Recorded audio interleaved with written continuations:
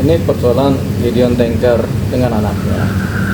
Sebenarnya ini persoalan antara bapak dengan anak.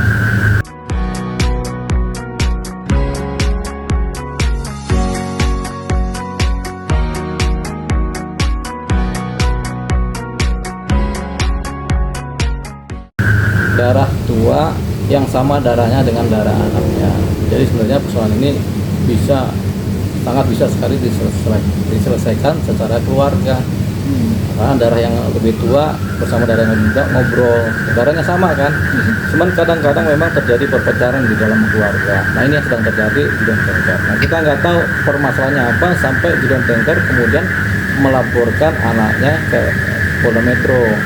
Apakah ada penipuannya, apakah ada pemalsuan tanda tangan, apakah ada pemalsuan surat, kita tidak tahu. Tapi yang jelas kalau sampai ada laporan yang disampaikan ke kepolisian, berarti ada sesuatu yang sifatnya pidana terjadi.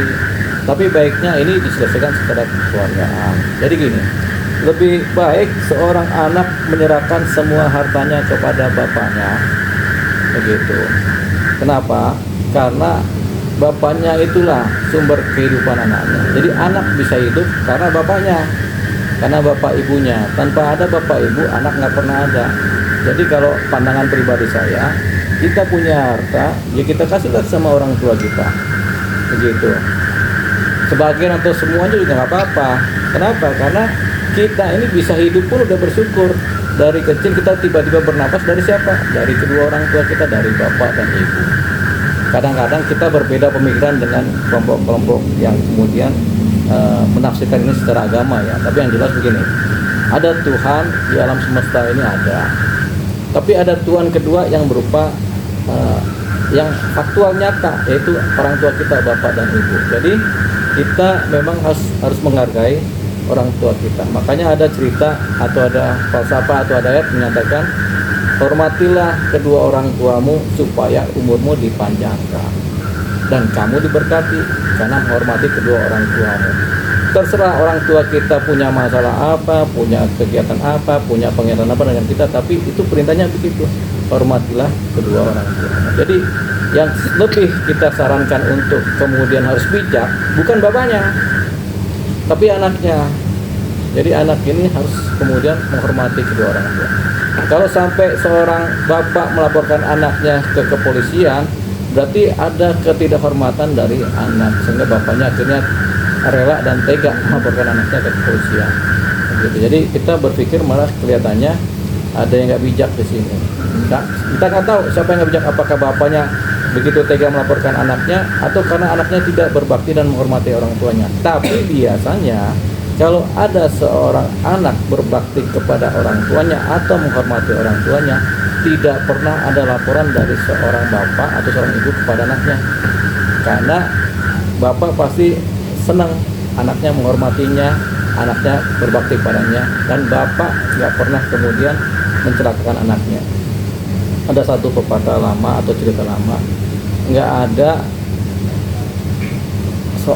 seekor singa yang kemudian memberi makan, nggak ada seorang bapak yang kemudian memberi makan anaknya dengan batu. Dia pasti akan cari makan kepada anaknya. Jadi orang tua pasti akan cari makan buat anaknya. Jadi orang tua pasti akan membela mati-matian terhadap anaknya. Dalam satu posisi umum, ada juga orang tua kemudian yang kemudian tidak memberikan pembelaan atau memberikan makan kepadanya, ada juga gitu. Tapi pada umumnya orang tua itu selalu memberi makan. Jadi kita kalau apalagi kita ini udah pada banyak yang jadi orang tua kan, kita sadar bahwasanya anak harus diberi makan. Itu memberi makan anak itu udah salah satu bentuk tanggung jawab. Nah kita lihat persoalannya si Gideon Tanker ini dengan anaknya.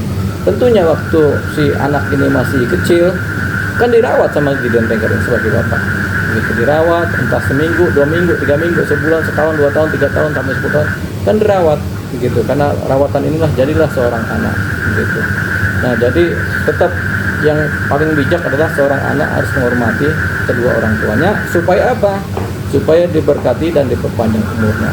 Tapi kalau ada anak gak menghormati orang tua atau kemudian tidak berbakti, ya mungkin yang terjadi sebaliknya.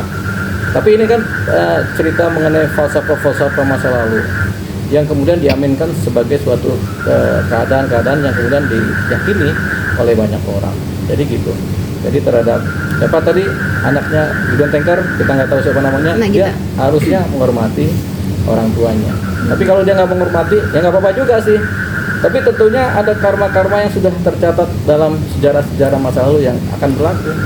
Begitu. Dan seorang Gideon Tanker sebagai bapak sebenarnya nggak sakit-sakit amat karena dia udah udah banyak pengalaman hidupnya. Kemudian dia juga sudah tua kan, jadi nggak banyak yang dia perlukan dalam hidup kan. Selain sebenarnya kasih sayang dari anaknya, penghormatan dari anaknya, tapi kalau harta sih rasanya sebenarnya bukan itu yang dikejar. Tapi bagaimana seorang anak kemudian menghormati orang tuanya, itu yang dikejar.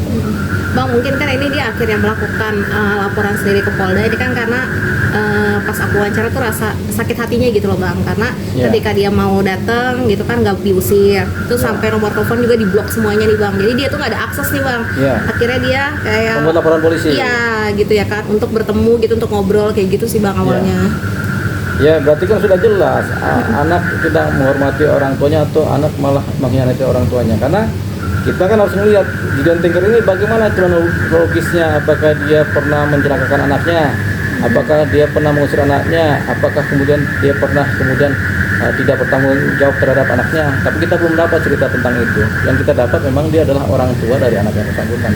Tapi kalau sampai anaknya kemudian mengusir, kalau dengar ceritanya mengusir atau kemudian tidak boleh masuk ke rumah atau malah memblokir, kita bisa pastikan anak ini memang nggak menghormati orang tuanya, sama sekali nggak menghormati orang tuanya ya. Jadi kita bisa menganggap anak ini tidak bijak. Kembali kepada satu ayat kunci di mana anak harus menghormati bapak dan ibunya supaya dipanjangkan umurnya, supaya diberkatilah hidupnya, itu yang paling penting. Tapi kalau anak gak menghormati orang tuanya, pasti jiwanya juga nggak tenang, pikirannya juga nggak tenang, gundah gulananya ada. Sehebat apapun dia, jiwanya nggak akan pernah tenang. Kenapa? Karena darah yang kemudian menciptakan dia dikhianati, tidak dihormati. Darah yang menciptakan dia ini adalah orang tuanya, yaitu bapak dan ibu. Tapi Bang, kalau Mister itu kan bilang anak yang dianggap tidak menghormati orang tuanya, tapi Gideon sendiri juga mungkin apa yang harus dilakukan Gideon sih, dia malah justru melaporkan istri dan anak, mantan istri dan anak. Iya kan, tentu dia melaporkan adalah posisi terakhir untuk memunculkan ini loh, saya sakit hati, kan itu ceritanya kan. Jadi itu sebenarnya posisi dia terakhir ketika dia sudah sakit hati, tidak bisa ngapa-ngapain, dia paling cuma bisa melaporkan kepada yang berwajib. Yang berwajib ini kan polisi, jadi dia melaporkan apa yang terjadi kepada kepolisian kan, seperti itu. Jadi sebenarnya rasanya jauh dari melaporkan ke polisi. Selain sudah di ujung posisi dia sakit hati dan tidak bisa bertindak apa-apa lagi, ya dia lapor ke berwajib. Tapi sebenarnya dia jauh dari itu.